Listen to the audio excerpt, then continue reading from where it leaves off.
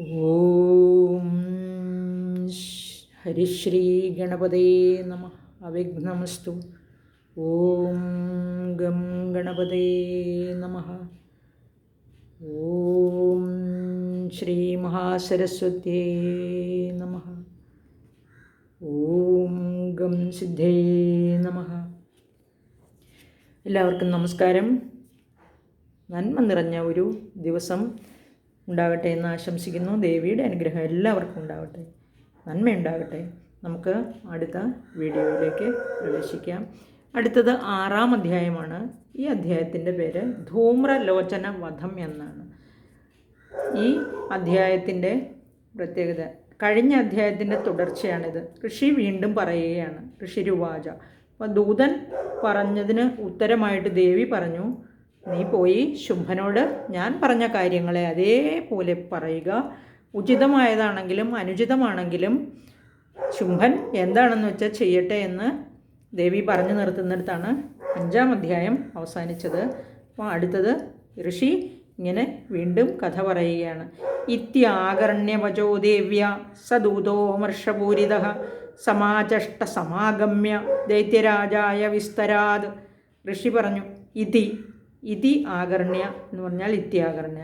ഇത് ഇങ്ങനെ ദേവ്യാഹ വചഃ ആകർണ്യ, ദേവിയുടെ വചനങ്ങളെ അതായത് വാക്കുകളെ കേട്ടിട്ട് അമർഷപൂരിതഃ അമർഷം പൂണ്ട് സഹദൂതൻ ആ ദൂതൻ അമർഷം പൂണ്ട. അപ്പോൾ ദേവി ഇങ്ങനെ നീ ദൂതനോട് പറഞ്ഞു, നീ കാര്യമൊന്നും പറയണ്ട, നീ ഞാൻ പറഞ്ഞ കാര്യം, നീ ദൂതനാണ്, ദൂതൻ്റെ കടമ എന്താണ്? മെസ്സേജ് അവിടെ ഇവിടെ എത്തിക്കുക എന്നുള്ളത് അല്ലേ.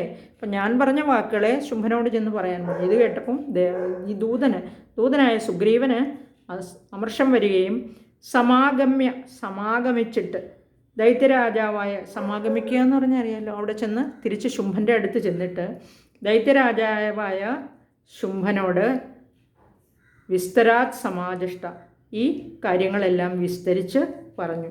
പ്രകാരം ദേവിയുടെ വാക്കുകളെല്ലാം കേട്ട് കോപത്തോടുകൂടി ശുംഭാസുരൻ്റെ അടുക്കൽ ചെന്ന് സംഭവിച്ചതെല്ലാം വളരെ വിസ്തരിച്ച് പറഞ്ഞു എന്നർത്ഥം. ഇനി അടുത്ത 2-ാമത്തെ ശ്ലോകം. തസ്യ ദൂതസ്യ തദ്വാക്യം ആകർണ്യാസുരരാട്ടതഃ സക്രോധപ്രാഹ ദൈത്യാനാം അധിപം ധൂമ്രലോചനം. ഇനി ഇവിടെ തസ്യ ദൂതസ്യ, തസ്യ അവൻ്റെ, ദൂതസ്യ ആ ദൂതൻ്റെ, തദ്വാക്യം ആകർണ്യ സുരരാട്ടതഃ തദ്വാക്യം ആ വാക്കിനെ ആകർണ്യ ആ വാക്കിനെ കേട്ടിട്ട് തതഃ സക്രോധം അനന്തരം കോപത്തോടു കൂടിയവനായിട്ട്, സക്രോധം സഹിതം ക്രോധമാണ്, അപ്പോൾ ക്രോധസഹിതം എന്ന് പറഞ്ഞാൽ കോപത്തോടു കൂടിയവനായിട്ട് ദൈത്യാനാമധിപം.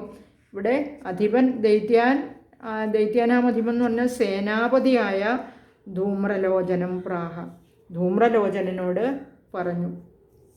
അസുരരാജാവായ ശുംഭൻ ആ ദൂതൻ്റെ വാക്ക് കേട്ടതിന് ശേഷം കോപത്തോടുകൂടി അസുര സേനാധിപതിയായ ധൂമ്രലോചനനോട് പറയുകയാണ്. എന്തായിരിക്കും ക്രോധത്തിന് കാരണം? ശുംഭൻ്റെ വാക്കുകളെ നിരസിച്ചതുകൊണ്ട് അല്ലേ. ഇനി അടുത്ത് നോക്കാം, എന്താണ് ധൂമ്രലോചനനോട് പറഞ്ഞതെന്ന് അടുത്ത ശ്ലോകത്തിൽ നോക്കാം. ഹേ ധൂമ്രലോചനാശു ത്വം സ്വസൈന്യ പരിവാരിതഃ താമാനയ ബലാദുഷ്ടാം കേശാകർഷണ വിഹ്വലാം. 3-ാമത്തെ ശ്ലോകമാണ് ഈ അധ്യായത്തിലെ. ഹേ ധൂമ്രലോചന ത്വം നീ, ധൂമ്രലോചനെ വിളിച്ചിട്ട് പറയാണ്, നീ സ്വസൈന്യ പരിവാരിത. ഇവിടെ പരിവാരിതൻ എന്ന് പറഞ്ഞാൽ പരിവാരിതം എന്ന് പറഞ്ഞാൽ ചുറ്റപ്പെട്ടത്, കൂടി എന്നുള്ള അർത്ഥമാണ്. പരിവാരത്തോടു കൂടി. നമ്മൾ കഴിഞ്ഞ അധ്യായത്തിൽ, അതായത് 2-ാം അധ്യായത്തിലൊക്കെ പരിവാരിത എന്നുള്ളതിൻ്റെ അർത്ഥം പഠിച്ചത് ആ അസുരൻ്റെ പേരായിട്ടാണ്. ഇവിടെ പരിവാരിത സൈന്യത്തോടു കൂടി എന്നുള്ള അർത്ഥമാണ്. സൈന്യങ്ങളാൽ ചുറ്റപ്പെട്ട്. താം ദുഷ്ടാം ആ ദുഷ്ടയെ എന്നാണ് പറഞ്ഞിരിക്കുന്നത് ദേവിയെ. ഇവിടെ കൗശികീ ദേവിയായ പാർവതീദേവിയുടെ ശരീരകോശത്തിൽ നിന്നുണ്ടായ ആ ദേവിയെ ദുഷ്ട എന്നാണ് വിളിച്ചിരിക്കുന്നത്. കേശാകർഷണ വിഹ്വല എന്ന് പറഞ്ഞാൽ കേശത്തെ ആകർഷിക്കുക എന്നല്ല, കേശത്തിൽ പിടിച്ച്, അതായത് തലമുടിയിൽ പിടിച്ച് വലിച്ച് ഉലച്ച് ബലം പ്രയോഗിച്ച് ആശു വേഗത്തിൽ ബലാത് ആനയ ബലാത്കാരേണ കൊണ്ടുപോരണം എന്ന് ധൂമ്രലോചനനോട് ഈ ശുംഭൻ പറഞ്ഞു. അല്ലയോ ധൂമ്രലോചന, നീ നിൻ്റെ സൈന്യങ്ങളോടുകൂടി ചെന്ന ആ ദുഷ്ടയായ ആ സ്ത്രീയെ തലമുടിക്ക് ചുറ്റിപ്പിടിച്ച് വലിച്ച് വിവശയാക്കി വേഗത്തിൽ ബലാത്കാരേണ എൻ്റെ സമീപത്തിലേക്ക് കൊണ്ടുപോരുക എന്ന് ധൂമ്രലോചനനോട് പറഞ്ഞു. ഇനി അടുത്ത ശ്ലോകം. തത്പരിത്രാണത കശ്ചിദ്യതിഥി അതിവോത്തിഷ്ഠതേപര സഹന്തവ്യോമരോ വാപി യക്ഷോ ഗന്ധർവയേവ വാ. തത്പരിത്രാണത എന്ന് പറഞ്ഞാൽ അവളെ പരിത്രാണം ചെയ്യുക എന്ന് പറഞ്ഞാൽ രക്ഷിക്കുക. തത് അവളെ പരിത്രാണം ചെയ്യുന്നതിനായിട്ട്. കശ്ചിത് അതിവോത്തിഷ്ഠതേ പരഹ. കശ്ചിത് പരഹ എന്നിവിടെ ഉദ്ദേശിച്ചിരിക്കുന്നത് ഇവിടെ അന്യന്മാർ എന്നുള്ളതാണ്. അന്യനായ കശ്ചിത് ഉത്തിഷ്ഠതേ എന്ന് പറഞ്ഞാൽ ആരെങ്കിലും മറ്റൊരുത്തൻ, അതായത് അന്യനായ ആരെങ്കിലും ഉത്തിഷ്ഠതേ യദിവ ഒരുത്തൻ ഉദ്യമിക്കും, അതായത് ഉദ്യമിക്കുന്നു എങ്കിൽ, അത് ശ്രമിക്കുന്നുവെങ്കിൽ കശ്ചിദ്യതിവോത്തിഷ്ഠതേ പരഹ. അപ്പോൾ ആരെങ്കിലും അന്യന്മാർ അവളെ രക്ഷിക്കാൻ, അതായത് ഇങ്ങനെ മുടിയിൽ പിടിച്ച് വലിച്ചഴിച്ച് കൊണ്ടുവരുന്ന ആ ശ്രമത്തിനിടയിൽ ആരെങ്കിലും അവളെ രക്ഷിക്കാൻ ശ്രമിക്കുന്നുവെങ്കിൽ സഹ അമരഹ അപിവ, അവൻ ദേവൻ ആണെങ്കിലും, യക്ഷനാണെങ്കിലും, ഗന്ധർവനാണെങ്കിലും, ഏവ വ ആരാണെങ്കിലും ഹന്തവ്യ ഹനിക്കപ്പെടുവാൻ യോഗ്യനാകുന്നു എന്ന് പറഞ്ഞാൽ ആരാണെങ്കിലും അവനെ അങ്ങ് വധിച്ചേരെ എന്നാണ് ശുംഭൻ്റെ ഉത്തരവ്. അതായത് അവളെ രക്ഷിക്കുന്നതിനായി തത് പരിത്രാണത കശ്ചിദ്യോത്തിഷ്ഠതേ പരഹ സ ഹന്തവ്യോമരോപിവ യക്ഷോ ഗന്ധർവയേവ. യക്ഷനാണെങ്കിലും ഗന്ധർവനാണെങ്കിലും, അതല്ല ഇനി ദേവന്മാരിൽ ആരെങ്കിലും ആണെങ്കിലും, ആരെങ്കിലും രക്ഷിക്കാൻ ശ്രമിച്ചാൽ അവർ വധിക്കപ്പെടേണ്ടവൻ തന്നെ എന്ന് പറഞ്ഞാൽ അവരെ വധിച്ചേക്കാൻ ഉത്തരവിടുകയാണ്. ഇനി അടുത്ത ശ്ലോകം ഋഷിരുവാചയാണ്. ഋഷി ഇത്രയും ദൂതൻ പറഞ്ഞു, മറുപടിയും അതുപോലെ ശുംഭൻ പറഞ്ഞു. ശുംഭൻ്റെ ആ മറുപടി കഴിഞ്ഞ് ഇനി ഋഷി വീണ്ടും പറയുകയാണ്. തേനാജ്ഞപ്തസ്തദശീഘ്രം സദൈത്യോ ധൂമ്രലോചനഃ വൃതഷ്ട്യാ സഹസ്രാണാം അസുരാണാം ദ്രുതം യയൗ. ഇനി തതഃ തേന, അതായത് തേന എന്ന് പറഞ്ഞാൽ ഇവിടെ അവനാൽ, ആ ശുംഭാസുരനാൽ എന്നാണ്. തതഃ അനന്തരം ശീഘ്രം ആജ്ഞപ്തഃ വേഗത്തിൽ, ശീഘ്രം വേഗത്തിൽ, ആജ്ഞപ്തഃ എന്ന് പറഞ്ഞാൽ ആജ്ഞാപിക്കപ്പെട്ട്. അപ്പോൾ ആജ്ഞാപിക്കപ്പെട്ടപ്പോൾ അതായത് ശുംഭനാൽ ആജ്ഞാപിക്കപ്പെട്ടു ധൂമ്രലോചനോട്. സഹ ധൂമ്രലോചനൻ, ആ ധൂമ്രലോചനൻ എന്ന അസുരൻ, ദൈത്യഃ അസുരൻ, സഹസ്രാണാം ഷഷ്ടിയ, ഇവിടെ സഹസ്രായിരം ഷഷ്ടി 60,000 ഷഷ്ടിയ, അസുരാണാം അസുരന്മാരാൽ, വൃതഃ ചുറ്റപ്പെട്ട്, ദ്രുതം യയൗ ദ്രുതം വേഗത്തിൽ പോയി. അപ്പോൾ ഈ വാക്കുകൾ ശുംഭനാൽ പറഞ്ഞ വാക്കുകൾ കേട്ടിട്ട് ധൂമ്രലോചനൻ തൻ്റെ 60,000 അസുരന്മാരാൽ ചുറ്റപ്പെട്ടവനായിട്ട് വേഗത്തിൽ അവിടെ നിന്നും പോയി എന്ന് അർത്ഥം. ഇനി അടുത്ത ശ്ലോകം നോക്കാം. സദൃഷ്ട്വാ താം തതോ ദേവീം തുഹിനാചല സംസ്ഥിതാം ജഗാദോച്ചൈ പ്രയാഹീതി മൂലം ശുംഭനിശുംഭയോः. തതഃ അനന്തരം സഹ അവൻ എന്നുദ്ദേശിച്ചിരിക്കുന്ന ആ ധൂമ്രലോചനൻ തുഹിനാചല സംസ്ഥിതം. ഇവിടെ തുഹിനാചല സംസ്ഥിതം, അചലം പർവ്വതമാണ്. തുഹിനാചലം എന്ന് പറഞ്ഞിരിക്കുന്നത് ഹിമവാനെ തന്നെയാണ്. അതായത് ദേവി താമസിക്കുന്നത് ഹിമവാൻ്റെ കൂടെയല്ലേ, ഹിമാചലത്തിലാണല്ലോ താമസിക്കുന്നത്. അതാണ് ആ ദേവിയെ, ആ ഹിമവത് പർവ്വതത്തിൽ താമസിക്കുന്ന ആ ദേവിയെ താം ദേവിയും ദൃഷ്ട്വാ, ആ ദേവിയെ കണ്ടിട്ട്, ശുംഭനിശുംഭയോഹോ ശുംഭനിശുംഭന്മാരുടെ മൂലം പ്രയാഹീതി സമീപത്തേക്ക് ഗമിച്ചാലും എന്ന്. ശുംഭനിശുംഭയോ മൂലം പ്രയാഹി ഇതി ഉച്ചൈഹി ജഗാത, ഉച്ചത്തിൽ, അതായത് വളരെ ഉച്ചത്തിൽ പറഞ്ഞു. അപ്പോൾ ധൂമ്രലോചനൻ നേരിട്ട് ഹിമാചല പർവ്വതത്തിലേക്ക് ചെന്നിട്ട് ആ ഹിമാചലം പർവ്വതമാണ്, ഹിമവാൻ്റെ അടുത്ത് ചെന്നിട്ട് ഉച്ചത്തിൽ ആ ദേവിയെ കണ്ട് ഇങ്ങനെ പറഞ്ഞു. ശുംഭനിശുംഭന്മാരുടെ സമീപത്തേക്ക് പോയാലും അവരെ പ്രാപിച്ചാലും എന്ന് ഉച്ചത്തിൽ വിളിച്ചു പറഞ്ഞു. ഇനി അടുത്ത ശ്ലോകം. നചേത് പ്രീത്യാദ്യ ഭവതി മദ്ഭർത്താരമുപൈഷ്യതി തതോ ബലാന്നയാമ്യദ്യ കേശാകർഷണ വിഹ്വലാം. അദ്യ ഭവതി പ്രീത്യ, നീ ഇന്ന്, അതായത് അദ്യ ഇന്ന് എന്നാണ്, ഇന്ന് ഭവതി പ്രീതിയോടുകൂടി, മദ്ഭർത്താരം, ഇവിടെ എൻ്റെ ഭർത്താവ് എന്നല്ല, എൻ്റെ സ്വാമിയായ എൻ്റെ യജമാനനായ ശുംഭനെ ന ഉപൈഷ്യതി, ന ഇല്ലെങ്കിൽ എന്നാണ്, ന ഉപൈഷ്യതി പ്രാപിക്കുന്നില്ലെങ്കിൽ, സ്വീകരിക്കുന്നില്ലെങ്കിൽ, തതഹ അഹം അതുകൊണ്ട് ഞാൻ, അഹം ഞാൻ, അത് ഹേതുവായിട്ട്, അതായത് എൻ്റെ സ്വാമിയായ ശുംഭനെ സ്വീകരിക്കുന്നില്ലെങ്കിൽ അതുകൊണ്ട് ഞാൻ അദ്യ ബലാത്, ഇന്ന് ബലാൽ എന്ന് പറഞ്ഞാൽ ബലാൽക്കാരാണ്, ബലം പ്രയോഗിച്ച്, കേശാകർഷണ വിഹുരാം, കേശാകർഷണം കൊണ്ട്, അതായത് നിൻ്റെ മുടിക്ക് ചുറ്റിപ്പിടിച്ച് നിന്നെ പരവശയാക്കി, വിഹുലയാക്കി, ഭയപ്പെടുത്തി, നയാമി ശുംഭനെ പ്രാപിപ്പിക്കും എന്ന് പറഞ്ഞാൽ ശുംഭൻ്റെ, എൻ്റെ സ്വാമിയായ ശുംഭൻ്റെ അടുത്ത് നിന്നെ കൊണ്ടുപോകും എന്നർത്ഥം. അല്ലയോ ദേവി, നീ അതുകൊണ്ട് സന്തോഷത്തോടുകൂടി, പ്രീതിയോടുകൂടി, സന്തോഷത്തോടുകൂടി എൻ്റെ സ്വാമിയായ ശുംഭൻ്റെ സമീപത്തേക്ക് വന്നാലും വന്നില്ലെങ്കിൽ ഞാൻ നിന്നെ മുടിയിൽ ചുറ്റിപ്പിടിച്ച് ബലമായി പരവശയാക്കി, വിഹുലയാക്കി ഇവിടെ നിന്ന് കൊണ്ടുപോകും എന്ന് ധൂമ്രലോചനൻ അവിടെ ചെന്ന് ദേവിയോട് പറഞ്ഞു. അടുത്തത് ദേവിയുടെ ഉത്തരം പറയുന്നു. ദേവിയുടെ മറുപടി എന്താണെന്ന് നോക്കാം. ദേവി വാച, 8ാമത്തെ ശ്ലോകം. ദൈത്യേശ്വരേണ പ്രഹിതോ ബലവാൻ ബലസംവൃത ബല അന്നയസി മാമേവം തദക്കിം തേ കരോമ്യഹം. ദേവി ഇങ്ങനെ പറയുകയാണ്, ബലവാൻ, സാമർഥ്യത്തോടു കൂടിയവനായി, ബലസംവൃത, ഇപ്പോൾ നോക്കുക, സംവൃത എന്ന് പറഞ്ഞാൽ ചുറ്റപ്പെട്ടവനായി, സൈന്യത്താൽ ചുറ്റപ്പെട്ടവനായി, ദൈത്യേശ്വരേണ ശുംഭാസുരനാൽ, ദൈത്യന്മാരുടെ ഈശ്വരൻ ഇപ്പം ശുംഭനാണ്, ആ ശുംഭാസുരനാൽ പ്രഹിത അയക്കപ്പെട്ടവനായിരിക്കുന്ന നീ, ബലാത് ഏവം ഇങ്ങനെ ബലം പ്രയോഗിച്ച്, ബലം കൊണ്ട്, മാം നയസി എന്നെ കൊണ്ടുപോകുന്നു എങ്കിൽ, തതഹ അഹം അത് നിമിത്തം ഞാൻ, തേ കിം കരോമി നിന്നോട് എന്ത് ചെയ്യുന്നു, അതായത് ഞാനൊന്നും ചെയ്യില്ല, നീ എന്നെ ബലാത്കാരേണ കൊണ്ടുപോകാൻ ശ്രമിക്കുന്നുവെങ്കിൽ, അങ്ങനെ അപ്രകാരം നിന്നോട് യുദ്ധം ചെയ്യാൻ, അതായത് ഞാൻ എന്തു ചെയ്യുന്നു എന്ന് ചോദിച്ചാൽ എനിക്കൊന്നും ചെയ്യാനില്ല, അല്ലെങ്കിൽ എന്തെങ്കിലും ചെയ്യും. ദേവിയാണ്, ദേവി സർവശക്തയാണെന്ന് നമുക്കറിയാം അല്ലേ. ഈ ദൈത്യന്മാർക്കറിയില്ലല്ലോ അത്, ഈ വന്നിരിക്കുന്ന ധൂമ്രലോചനാണ് അറിയില്ല. ധൂമ്രലോചനൻ വിചാരിച്ചിരിക്കുന്നത് ദൈത്യേശ്വരനായ ശുംഭനും നിശുംഭനും ദേവന്മാരെ എല്ലാം ഇപ്പോൾ അടക്കി ഭരിക്കുകയാണ്, അവരാണ് 3 ലോകങ്ങൾക്കും അധിപന്മാർ. അപ്പം ധൂമ്രലോചനൻ്റെ ദൃഷ്ടിയിൽ ഏറ്റവും ശക്തിമാന്മാർ അവരാണ്. ഈ ദേവി വെറും ഒരു അബലയായ സ്ത്രീ.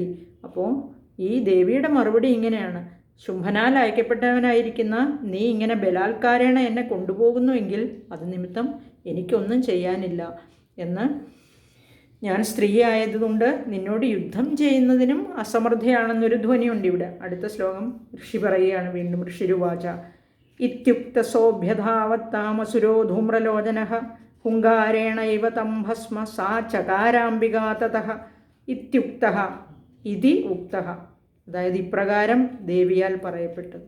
സഹ ധൂമ്രലോചനഃ അസുരഃ, സഹ ആ ധൂമ്രലോചനൻ എന്ന അസുരൻ, താം അഭ്യതാവത് ആ ദേവിയുടെ നേരെ വേഗത്തിലോടി.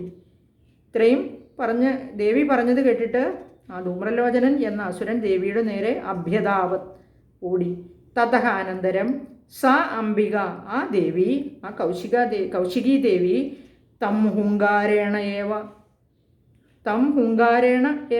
എന്ന് പറഞ്ഞാൽ അവനെ ഹുങ്കാരം കൊണ്ട് തന്നെ, ഹുങ്കാരം എന്താണ്, വലിയൊരു മൂളൽ, അതായത് ദേവിയുടെ രൂപം നമ്മൾ കഴിഞ്ഞ അധ്യായങ്ങളിൽ വർണ്ണിച്ചിരുന്നു, സഹസ്രഭുജയാണ്, അതുപോലെ തന്നെ 3 ത്രൈലോക്യങ്ങളിൽ നിറഞ്ഞു നിൽക്കുന്ന രൂപമാണ്. ഇപ്പോൾ ദേവി അബലയായ ഒരു സാധാരണ സ്ത്രീയെപ്പോലെ തോന്നിക്കുന്നു എങ്കിലും അതിപരാക്രമയാണ്, വീര്യപരാക്രമിയാണ്, എല്ലാം അതിശക്തയാണ് അല്ലേ. അപ്പോൾ ആ ദേവി ഒരു ഹുങ്കാര ശബ്ദം കൊണ്ട് തന്നെ ഭസ്മ ചകാര എന്ന് പറഞ്ഞാൽ ഭസ്മമാക്കി തീർത്തു, പൊടിയാക്കി തീർത്തു എന്നർത്ഥം. ഇങ്ങനെ ദേവിയാൽ ആ ധൂമ്രലോചനൻ ഭസ്മമാക്കപ്പെട്ടു. ഇനി ഭസ്മസാ ചകാര എന്ന് പറഞ്ഞാൽ ഭസ്മം പൊടിയാക്കി എന്നർത്ഥം. ഇനി അടുത്ത ശ്ലോകം നോക്കാം. അധ ക്രുദ്ധം മഹാസൈന്യമസുരാണാം തഥാംബിക വവർഷ സായകൈസ്തീഷ്ണൈസ്തഥാ ശക്തിപരശ്വധൈഃ. അധ അംബിക അനന്തരം അപ്രകാരം ദേവി അംബിക, തഥാ ക്രുദ്ധം അപ്രകാരം കോപിക്കപ്പെട്ട, അസുരാണാം മഹാസൈന്യം. ഇനി ധൂമ്രലോചനാസുരനെ ഭസ്മമാക്കിയുള്ളൂ, ബാക്കി അസുരന്മാരുടെ 60,000 സൈന്യങ്ങൾ നിൽക്കുകയാണ് അവിടെ. അസുരന്മാരുടെ വലുതായ സൈന്യത്തെ തീഷ്ണൈഹി സായകൈ, സായകം അമ്പാണ്, തീഷ്ണം, അതായത് മൂർച്ചയുള്ള തീഷ്ണങ്ങളായ ശരങ്ങളെ കൊണ്ട്, തഥാ അതുപോലെ തന്നെ ശക്തി പരശ്വതൈ. ഇപ്പോൾ ശക്തി വേലാണ്, വേലുകളെ കൊണ്ടും പരശു കുഠാരങ്ങളാണ്, കഠാരി പോലെയുള്ള വർഷിച്ചു. ഈ അസുരന്മാരുടെ ആ സൈന്യങ്ങളുടെ നേരെ വേലുകളും കുഠാരങ്ങളും അതുപോലെ തന്നെ അമ്പുകളും വർഷിച്ചു എന്ന് അർത്ഥം. ഇനി അടുത്ത ശ്ലോകം. തതോ ധുതസടക്കോപാത് കൃത്വാനാദം സുഭൈരവം പപാതാസുരസേനായാം സിംഹോ ദേവ്യാ സ്വവാഹനഃ. ഇനി തതക്കോപാത് അനന്തരം കോപം മൂലം ധുതസടഹ ഇളക്കപ്പെട്ട സ്കന്ധരോമങ്ങളോടുകൂടിയ ദേവ്യാഹ സ്വവാഹനഃ സിംഹഃ. ഇവിടെ ദേവിയുടെ സ്വന്തം വാഹനമായ സിംഹം സുഭൈരവം നാദം കൃത്വ അതിഭയങ്കരമായ സിംഹനാദത്തെ ചെയ്തു എന്ന് പറഞ്ഞാൽ ആ ദേവിയുടെ വാഹനമായ സിംഹം വളരെയധികം ഉച്ചത്തിൽ അലറി ഗർജിച്ചു എന്നർത്ഥം. അസുരസേനായാം പപാത, അങ്ങനെ ഗർജിക്കുക മാത്രമല്ല ചെയ്തത്, അസുരസേനായാം അസുര സൈന്യത്തിലേക്ക് പപാത എടുത്തു ചാടി പ്രവേശിച്ചു എന്നർത്ഥം. കോപിച്ച് അലറി വിളിച്ച് സിംഹഗർജനത്തോടുകൂടി ആ സടയൊക്കെ സ്കന്ധരോമങ്ങൾ, അതായത് നമുക്കറിയാം മുഖത്തിന് ചുറ്റും ഇങ്ങനെ തോളിൻ്റെ എവിടെയായിട്ട് നിറയെ രോമങ്ങളുണ്ട് സിംഹത്തിന്. ആ സിംഹം ഇങ്ങനെ കോപത്തോടുകൂടി ആ രോമങ്ങളൊക്കെ കുഞ്ചിരോമങ്ങളൊക്കെ ഇളക്കിക്കൊണ്ട് വളരെ ഭയങ്കരമായ ശബ്ദത്തോടുകൂടി അലറി ഗർജിച്ചുകൊണ്ട് അസുര സൈന്യത്തിലേക്ക് ചാടി വീണു എന്നർത്ഥം. ഇനി അടുത്ത ശ്ലോകം.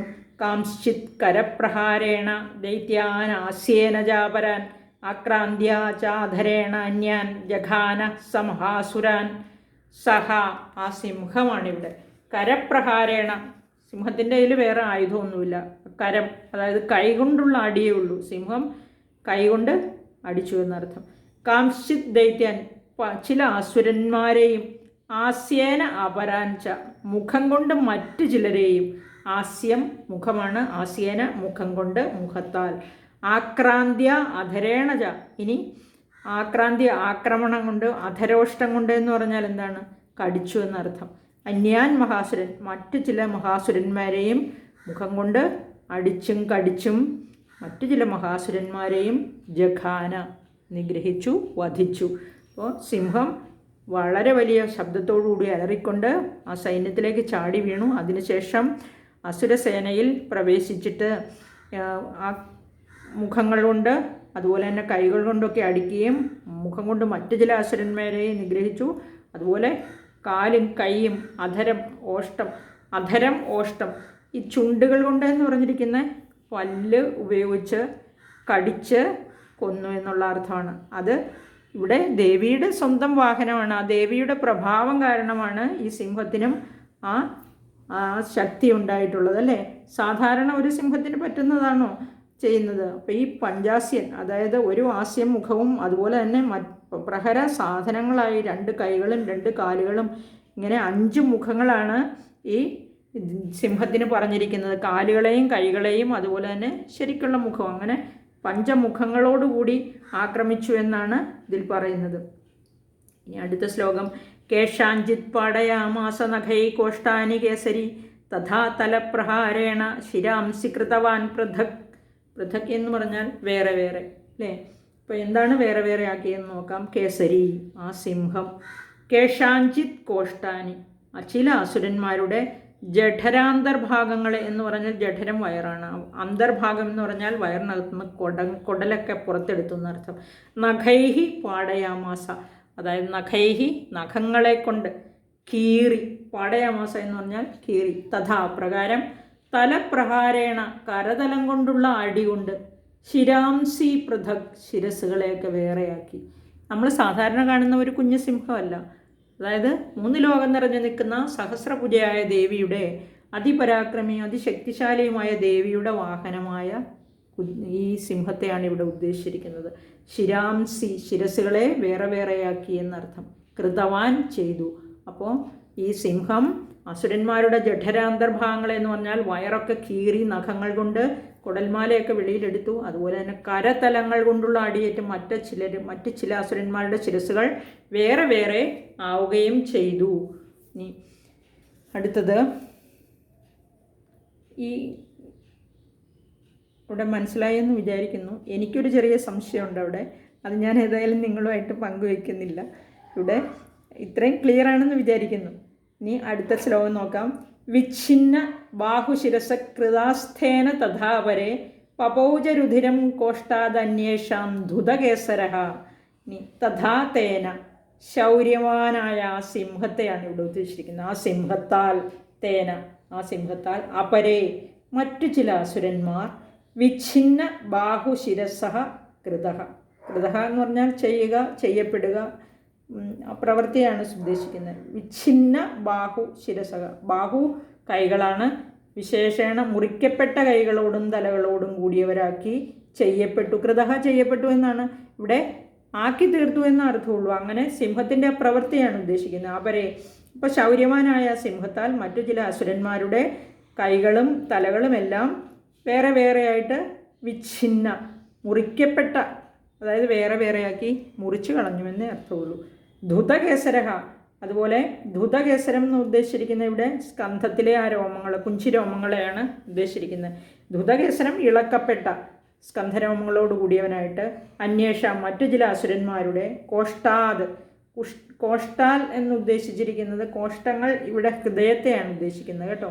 കോഷ്ടാത് ഉദരാന്തഃ, ഉദരം, അതായത് ഇവിടെ കോഷ്ടാതെന്ന് ഹൃദയങ്ങൾ, ഉള്ളിലിരിക്കുന്ന പാർട്സിനെയാണ് ഉദ്ദേശിക്കുന്നത്. കോഷ്ടാത്, ഇവിടെ കോഷ്ടം എന്നാൽ മുറി എന്ന അർത്ഥമുണ്ട് നമ്മൾ സാധാരണ പറയുമ്പോൾ. ഇവിടെ ശരീരത്തിനകത്ത് ഹൃദയം, അതുപോലെ വയറ്, അതുപോലെയുള്ള ആ അറകളെയൊക്കെയാണ് ഉദ്ദേശിക്കുന്നത്. ഉദരാന്തഃ പ്രദേശത്തിൽ നിന്ന്, കോഷ്ടാത്തിൽ നിന്ന് ഉദ്ധരിച്ചിരിക്കുന്നത് ഉദരം മുതലായ പ്രദേശത്ത് രുധിരം പകോജ, ചോര കുടിക്കുകയും ചെയ്തു. അപ്പോൾ ഈ കൈകളും തലകളും എല്ലാം വേറെയാക്കുക മാത്രമല്ല സിംഹം ചെയ്തത്, ശൗര്യവാനായ ദേവിയുടെ വാഹനമായ ശ്രേഷ്ഠൻ, സിംഹശ്രേഷ്ഠൻ എന്ത് ചെയ്തെന്ന് വെച്ചാൽ വയറൊക്കെ മാന്തി കയറിയിട്ട് അവിടെ നിന്നൊഴുകിയ ആ രക്തം കുടിക്കുകയും ചെയ്തു.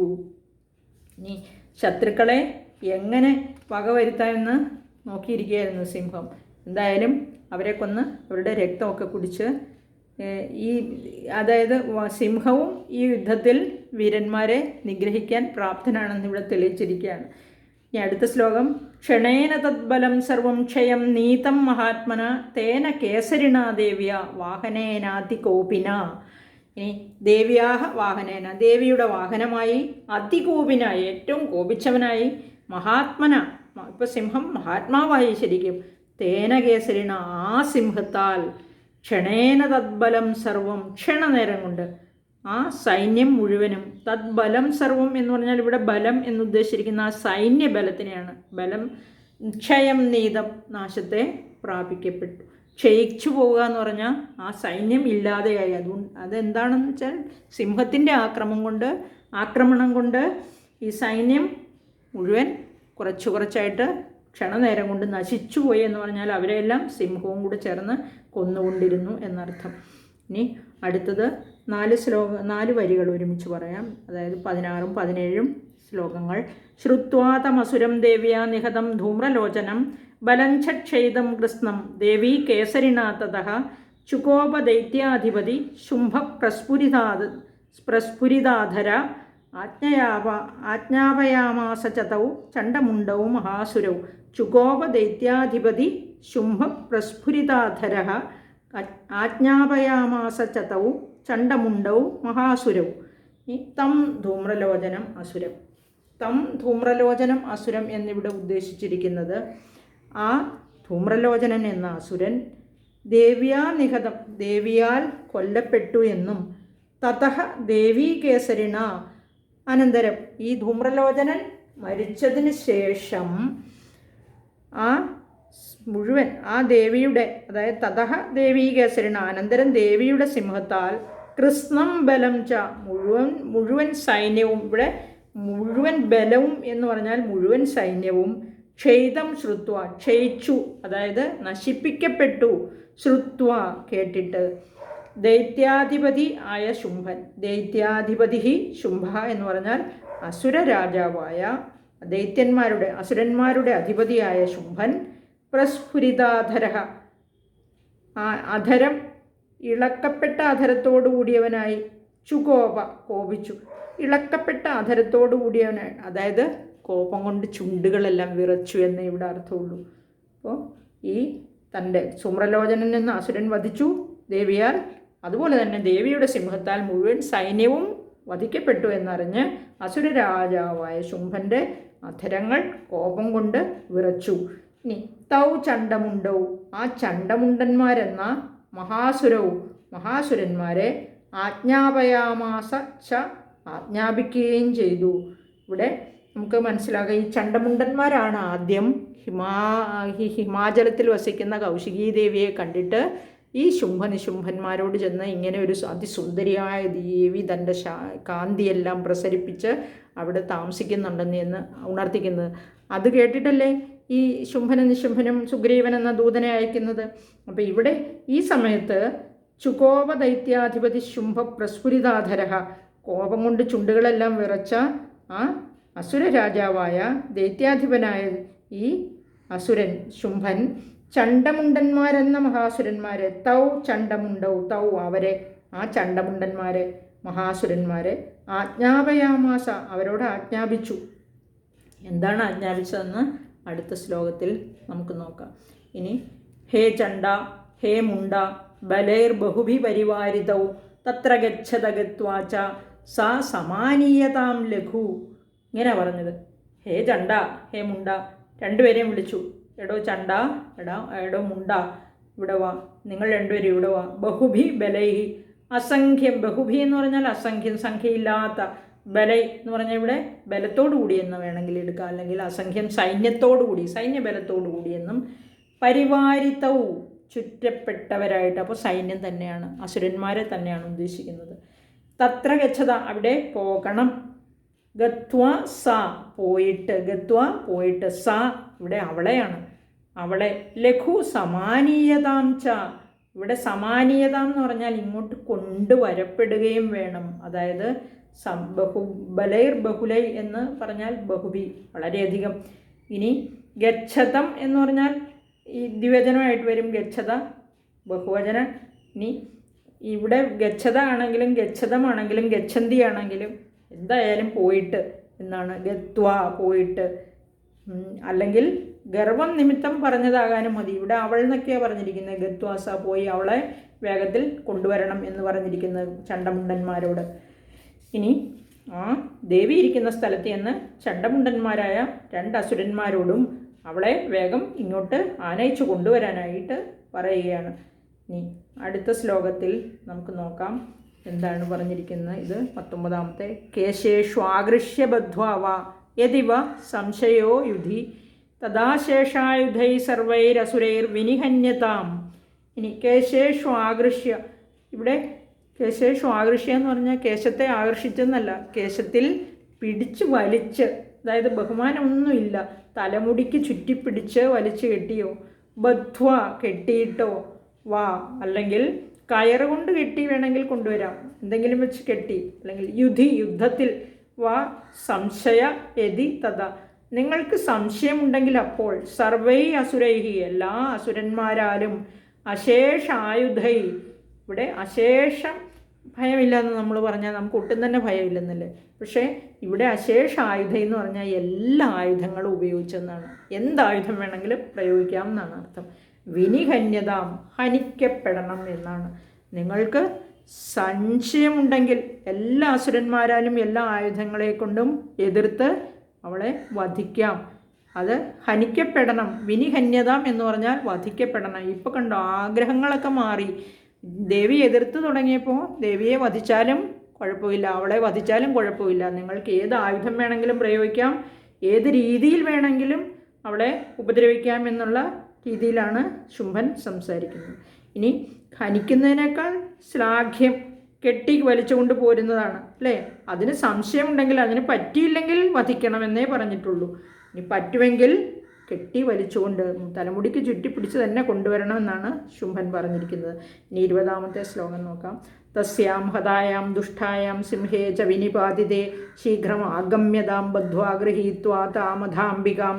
ഇനി ദുഷ്ടായ, ആ ദുഷ്ടയാണ് ആ ദേവിയെ, അവൾ ദുഷ്ടയാണെന്ന് പറഞ്ഞിരിക്കുകയാണ്. കാരണം ഇവിടെ അസുരന്മാരെ ഇപ്പോൾ വകവയ്ക്കുന്നില്ല, ശുംഭനെ വകവയ്ക്കുന്നില്ല, അതുകൊണ്ടാണ് അവൾ അസുര വിദ്വേഷിണിയായി മാറിയിരിക്കുകയാണ്. തസ്യാം ഹതായാം ദുഷ്ടായാം, അങ്ങനെ തസ്യാം ഹതായാം എന്ന് പറഞ്ഞാൽ ആ ദേവി വധിക്കപ്പെടണം. ദേവി അതായത് ഈ അസുരന്മാരാൽ വധിക്കപ്പെടണം. സിംഹേജ വിനിപാതിതേ, അതുപോലെ സിംഹവും പതിക്കപ്പെടണം. വിനിപാതിതേ, താഴെ വീഴിക്കണം സിംഹത്തെ എന്ന് പറഞ്ഞാൽ സിംഹത്തെയും ആക്രമിക്കണം. ഇങ്ങനെ ചെയ്യുമ്പോൾ അധ താം അംബിക, അനന്തരം ആ ദേവിയെ ഗൃഹീത്വാ ബദ്ധ, അതായത് ഗ്രഹിച്ചിട്ടോ ബന്ധിച്ചിട്ടോ, ഗൃഹീത്വ എന്ന് പറഞ്ഞാൽ കീഴ്പ്പെടുത്തി പ്രാപിക്കുക എന്നർത്ഥം. പ്രാപിച്ചിട്ടോ അല്ലെങ്കിൽ കെട്ടിയിട്ടോ ശീഘ്രം ആഗമ്യത, വേഗത്തിൽ നിങ്ങൾ ആഗമിക്കപ്പെടണം. ആഗമനം എന്ന് പറഞ്ഞാൽ വരിക, ആഗമിക്കപ്പെടണം എന്ന് പറഞ്ഞാൽ നിങ്ങൾ ഇത് രണ്ടും, അതായത് ഒന്നുകിൽ ദേവിയെ കെട്ടി വലിച്ചു കൊണ്ടുവരണം, അല്ലെങ്കിൽ സിംഹത്തിനെയും ആക്രമിച്ച് കീഴ്പ്പെടുത്തണം. അനന്തരം ദേവിയെ ബന്ധിച്ചോ അതല്ലെങ്കിൽ സ്വീകരിച്ചിട്ടോ, അതായത് പ്രാപിച്ചിട്ടോ വേഗത്തിൽ നിങ്ങൾ ഇവിടെ എത്തണം എന്നാണ് പറഞ്ഞിരിക്കുന്നത്. അവരെ സൈന്യത്തിൻ്റെ, അതായത് ഈ അസുരന്മാരാൽ, ചണ്ടമുണ്ടന്മാരാൽ ആഗമിക്കപ്പെടണം എന്ന് പറഞ്ഞാൽ ദേവിയെയും കൊണ്ട് നിങ്ങൾ ഇവിടെ വരണം എന്നേ അർത്ഥമുള്ളൂ. കൊണ്ടുവരണം, ബന്ധിച്ചിട്ടോ ഗ്രഹിച്ചിട്ടോ. ഇനി അടുത്ത ശ്ലോകം, ഇവിടെ 20ാമത്തെ ശ്ലോകമാണ്. തസ്യാം ഹതായാം ദുഷ്ടായാം സിംഹേജ വിനിപാതിതേ ശീഘ്രം ആഗമ്യതാം ബദ്ധ്വാ ഗൃഹീത്വാ താമധാംബിക. ഇവിടെ ദേവിയെ കെട്ടിവലിച്ചോ വധിച്ചോ കൊണ്ടുവരാൻ പറയുകയാണ്. ഇവിടെ ഈ ശ്ലോകത്തോടുകൂടി ഈ ധൂമ്രലോചന വധം എന്ന 6ാം അധ്യായം സമാപിക്കുകയാണ്. ഇത് വളരെ ചെറിയ ഒരു അധ്യായമായിരുന്നു. അപ്പോൾ ധൂമ്രലോചനൻ എന്ന അസുരനെ വധിക്കുന്നതാണ്, ഈ ദേവിയാൽ വധിക്കപ്പെടുന്നതാണ് ഈ അധ്യായത്തിൽ വർണ്ണിച്ചിരിക്കുന്നത്. നമുക്ക് ഇന്ന് ഇത്രയും മതി. അടുത്ത വീഡിയോയിൽ കൂടി വീണ്ടും കേൾക്കാം. എല്ലാവർക്കും നന്മയുണ്ടാകട്ടെ എന്ന് വീണ്ടും ആശംസിക്കുന്നു. നന്ദി, നമസ്കാരം.